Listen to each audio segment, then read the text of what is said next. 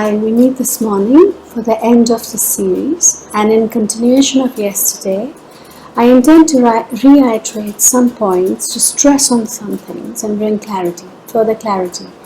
I have so enjoyed researching the contents of the series, so let's just jump in. People that enjoy their own company are considered nonconformist and lonely, judged to be starved of a social life, more in communion with the unknown. And yet, these are the people most self-aware, accepting of the human frailty, willing to spend their solitary hours raising collective consciousness in their own small ways. They are in this world, but not of this world.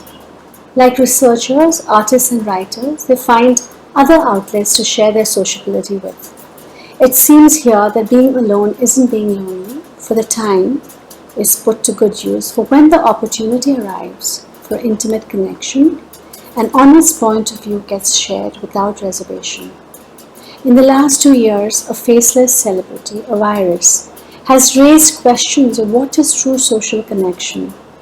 The time that was spent in relative isolation, at least physical distancing, which to some people was anathema, must now be put to good use. Becoming comfortable with our innate solitariness was the first demand put on us. And if we were lucky enough to have spent time in some kind of contemplation, we would be coming out of this COVID-19 period with elegant thinking on our side. That if we can accept our shadow to be our own death, then we can choose to become good caretakers of whatever we witness in other people too. And by far, what we witness in other humans, in the way they have overcome greater challenges than we have, is worth being in awe of. Until this work is done in us, by us, we will continue to hide behind parties, behind judgments of others for what we don't understand about them, and make social outcasts of those that don't fit in according to our standards. If the society we live in is false, then we can either abide by its falseness and be false ourselves, or step outside this circle and come home to our true selves. For this homecoming, what's required is a healthy dose of emotional intelligence. Unlike cognitive intelligence, here one doesn't need the backdrop of education, qualifications, and status. It's in this place where your cleverness has more to do with being empathic towards all beings. For isn't that what we want for ourselves too? We can measure our emotional intelligence by how much we know ourselves via self-observation, and how we take responsibility for what we don't like within us, instead of pretending we're someone or something else. If only we are truthful with what we know about ourselves and can bare our heart and soul fearlessly, even in front of a stranger, can we step into a real life purpose. It could mean going against the popular vote and aligning with our consciousness. Here in this consciousness, we have strange and mystical interactions with people and things, and stranger reactions from both sides, all of which enriches us. We are okay about being the outlier because it helps us not to lean into dogma for the sake of it. Have acquaintances and pretend to call them friends. Have friends and yet dishonor their peculiarities. Edit our terrifying emotions out of our conversations such that we look and behave tame and act as if we were the superior person or race. This is not emotional intelligence. What is emotional intelligence is being able to recognize and also act appropriately within a collective consciousness. What hurts one person hurts all others. What benefits one person does so to all others. And this awareness cannot be found over drinks and dinner, when self-awareness is at its lowest expression.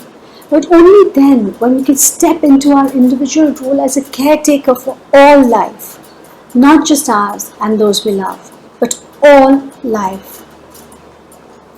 True generosity in humans is when we include every single creation of God, animate of course, but inanimate as well, into our circle of positive influence. True understanding between humans is when we stop ourselves from subverting the positive efforts of others, because we claim we know better. And until the time we cling to commonplace beliefs in order to feel safe and belong, We will continue to disenfranchise those that are in a minority, whether communal or with alternate thought processes and viewpoints, or those we consider as beings of a lesser God. Emotional intelligence requires courage and is lacking in people that congregate in a herd. To stand out is to be courageous. To display universal compassion for all beings is courageous, even though it is unlikely to be understood or accepted as normal behavior. What is normal amongst men is self-referencing and the ability to create a monument to one's own self. But what is normal amongst geniuses is to display a mind that has unearthed its own beauty in its ability to be wild and gentle, excitable and calm, self-caring and generous, all in the same breath. Courageousness is not merely a lack of fear. It also means being honest with your feelings, sharing your love with so-called lesser expressions of life, in spite of censorship, accepting with grace the notion that your openness and kindliness might cause others to feel threatened by such an open display of courageous thought and action. But that is exactly where the real life inside us awaits full expression. And until we hide facets of our mind, our thinking and emotions, we can never boast of full emotional intelligence. It has to be understood that this path of individuation, as Carl Jung termed it, is a painfully solitary path, with few vocal admirers, secret maybe, but of little use to us, fewer people to share one's bohemian ideas with. Yet, our one dependable resource in that case becomes a higher emotional intelligence that is working at a higher vibration. People that have braved the solitary path for time immemorial take recourse to art and music, but the language they use finds admirers amongst distant lands, as we always have seen. Even if the locals cannot understand the nuances of their work does reach people across 7 seas. Here in far-off lands, no one can stop them from being sincere to their cause, not opinions or viewpoints different from theirs. Here they can give expression to all the unfavorable states of the human mind, all that we are capable of committing, but petrified of accepting as our collective shadow. And that's precisely why we love Rumi, and we accept everything that Rumi says.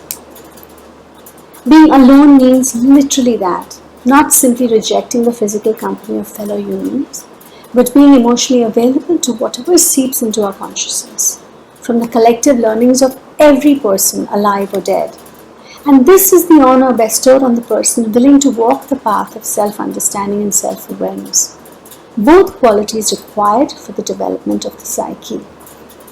Having said that, I would still like to hope that we humans become more attuned and amenable to those that choose a path of solitariness, and those who need to communicate honestly with others what lies in the depths of their minds. For what they share is a reflection of what lies in everyone. And if truthfulness becomes the face of everyday ordinary interaction, then we can say for sure that humanity has evolved to its highest expression. A lot of people out there fearful of exiting the herd and creating a masterpiece from creative inspiration that periodically explodes onto their conscious mind, but then they let it as easily slip back into the ocean of consciousness that's collective, because they have to stay with the herd mentality. Now, if engaging with a world that doesn't accept non-conformity is a given, then we might as well make it good. If we can find the motivation to be in the world and not of it, we could do so by assimilating a spiritual understanding and sharing it through our life purpose. I would like to end today by declaring that to have a solitary life is being at home with yourself. And no matter the fickle ways of the world, you still get to be you, the way you deem fit. Thank you as ever for listening, for reflecting, and for making life choices that are sustainable for everyone. Thank you, Help Library, for your great efforts for helping us to individuate in our own unique ways here. Thank you and goodbye. Help Talks are daily health-related talks held at Health Education Library for People, Mumbai, India. For more information visit www.healthlibrary.com. Subscribe to Help Talks channel. Be better informed about your health.